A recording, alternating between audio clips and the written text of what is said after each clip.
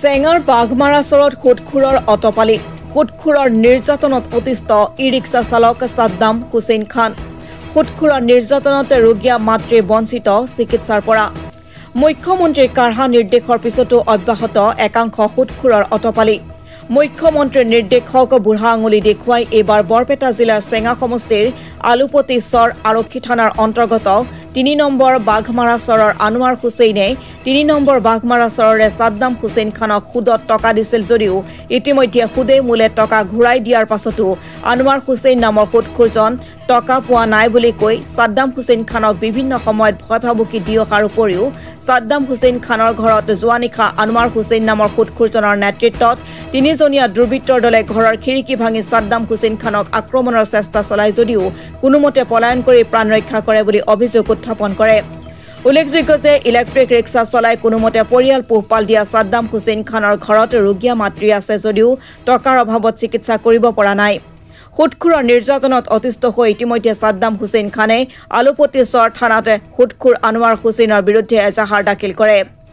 এতিয়া প্ৰশ্ন হয় ন্যায় পাবনে দৰিদ্ৰ সাদ্দাম হুছেইন খানে সুদখোৰৰ বিৰুদ্ধে ব্যৱস্থা গ্ৰহণ কৰিব পাৰিবনে আৰক্ষীয়ে সেয়া এতিয়া ডাঙৰ প্ৰশ্ন এক বছর আগে তার মানে 18,000 টাকা সুদ নিয়েছিলাম নেওয়ার পরে যখন 4 মাস আগে যখন টাকাটা ঘুরে দিছি তার 4 মাস পরে যখন টাকাটা ঘুরে দিছি দেওয়ার পরে যখন সুদ টুট দিছিলাম না লাভটা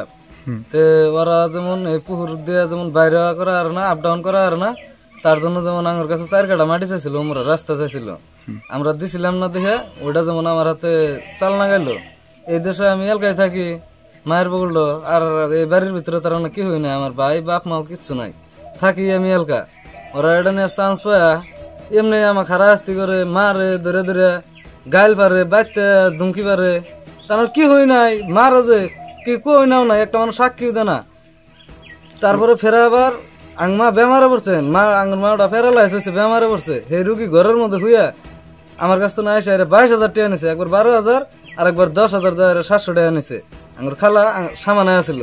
এম খালার সামানে জুল হইস করি খালি কয় যে মন নাই আমার দিছে নাই মন নাই আমার খালি এই কথা কয় তো মন নাই যদি লিহন যেমন আরো 27,000 টাকা দাবি করছে দাবি করাতে আপনি কার পর হুদ লইছিল এর নাম হচ্ছে আনার হোসেন হ্যাঁ গাঁওর নাম 3 নম্বর বাগমারা আপনার নাম কি সাদ্দাম হোসেন আপনার গাঁওর নাম 3 নম্বর বাগমারা ঠিক আছে তো তারপরে যেমন আমার হাতে এরমতি আছে আর মারপিট কেসাল পরে যেমন আমি যাই ক্যাশ করছি ক্যাশ করার পরে 4 তারিখে ক্যাশ করছি 12 তারিখে পুলিশ আইছিল খালি 2টা হোম কাটাইছে আইসা এরা যেমন ইনকোয়ারি করলো জানলো বস্তুটা তো ওরা কইছে যে টাকা সুদিন আগাইছিলাম এখন যেমন আরো 27,000 টাকা পাই তো পুলিশে কইছে তাহলে যাইস থানায় যাইস থানা যাওয়ার পরে কি হয় তোর বস্তুটা দেখবো নি ওই স্যারের হাতে বসে ওরা রাতে 9টা বাজে ফোন করে মানে আপনি মূল টাকা কিনে দেওয়ার পিছত আকো খুঁজিছেন হ্যাঁ আকো খুঁজিছে জ্বর কি হয়েছে রাতে কি হয়েছে রাতে তার মানে মোক মারবার কারণে দরজা সরজা ভাঙি কেনে ঘরে থুমাইছিল আহাদ আলী আর আনা হোসেনে কোবা বেকি দাও দিয়া মোক কোবাইছিল তার মানে খালি ওলোবের কারণে তার লাগা নাই কেজন মানুষ হয়েছে 3 জন তোর নাম কি একটা নাম হলো আনার হোসেন আর একটা নাম হলো আহাদ আলী আর একজন আন মানুষ বেলেগ ও বাইক নিয়ে ফলাইছে বাইক নিয়ে যখন যে ইমামার সামনে পড়ছিল আপনি কতখানি থানাত এজাহার দিছেন হ্যাঁ দিছে কেতিয়া দিছে আজি এজাহার দিছে হ্যাঁ এটা আপনি কি বিচারে আমি যে স্যার ন্যায় বিচারটা হেমন্ত মামার কাছে খালি আমার ন্যায় বিচারটা লাগে তার মানে আমি এলাকা থাকি আমার জানের খুব তার মানে হয়ে গেছে আমার জানের কোনো দাম নাই আপনার ভয় বাবুকে দেখাইছে না হ্যাঁ বাবু কি মানে আমার ঘরের মধ্যে এসে মারে আমি রাতের 12টা বাজে বিডিবি ফোন মারি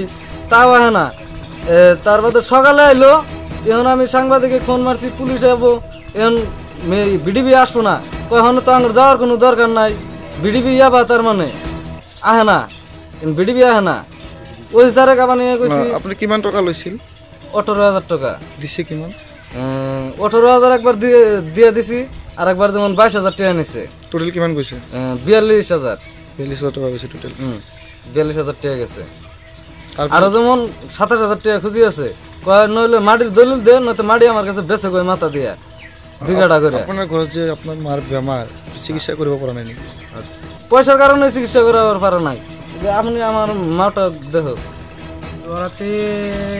11:10 মানত মোক ফোন কৰিছিল মোৰ ঘৰটো 5 ঘৰমান সিফালে মোক ফোন কৰিল আপুনি অকণমান ইয়াতে আহক মোৰ ভাগিন মই কৈছোঁ কি হ'ল কয় মোৰ ঘৰত মানুহ সোমাইছে মই দাউৰি আহোঁতে মোৰ আগেদি এটা গাড়ী কিন্তু গৈছে মই ছিংগল দিছিলোঁ গাড়ীটো ৰখা নাই মই কিন্তু গাড়ীটো চিনি পোৱা নাই দেই হেমলেট মাথাত আছে কিন্তু তাৰ পিছত চালোঁ দৰ্জা খিৰিকী ভাঙা ইয়াতে আহি পেলাই মোটামুটি ধৰক মই আধা ঘণ্টামান ৰখছোঁ তাৰপিছত দেখা পালোঁ তিৰি বা এই ল'ৰাটোৰ মায়াক কান্দি আছে কঁপি আছে সোধা পোছা কৰিলোঁ মই পিছত ক'লোঁ যে ঠিক আছে থানাত যায় তুমি এজাৰ দিয়া এইখিনি মই ক'ব পাৰোঁ এই সুদৰ সম্পৰ্কে আপুনি নাজানে সুদৰ সম্পৰ্ক মই জানো আগত যে সুদৰ ওপৰত ইটাত পইচা দিছে মই জানো এই যিজন মানুহৰ পৰা সুদ লৈছে আনোৱাৰ হুছেইন তেখেত কি কেৱল এখেতকে সুদত দিছে নে বেলেগ মানুহক দিছে নাই বেলেগ বেলেগ মানুহ মোৰ তাতো দিছে ই ব্যৱসায় কৰে নেকি এনেকুৱা হৈছে তো কিয় মানে মোৰ তাতে ব্যৱসায় কৰা মানে মোৰ তাতে 25,000 টকা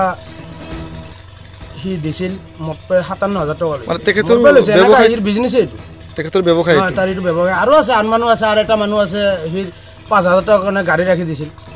যেহেতু চৰকাৰে এই সুদৰ ওপৰত এটা বিহিত ব্যৱস্থা গ্ৰহণ কৰিছে এই ক্ষেত্ৰত চৰকাৰক কি আহ্বান জনাব আহ্বান মানে সুদৰ যিখিনি তাৰমানে পৰিমাণ চৰকাৰে কৰি আছে এই হিচাপত বিধিসভা চৰকাৰে তাত আমি ন্যায় বিচাৰটো খুজিছোঁ ই কিন্তু কেনেকুৱা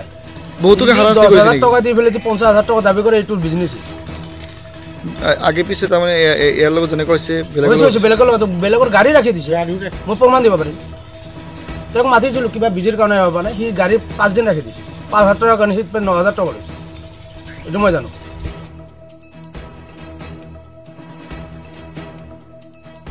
বাঘমাৰা চৰৰ পৰা নুৰজামান হুছেইনৰ ৰিপৰ্ট অসম টুডে।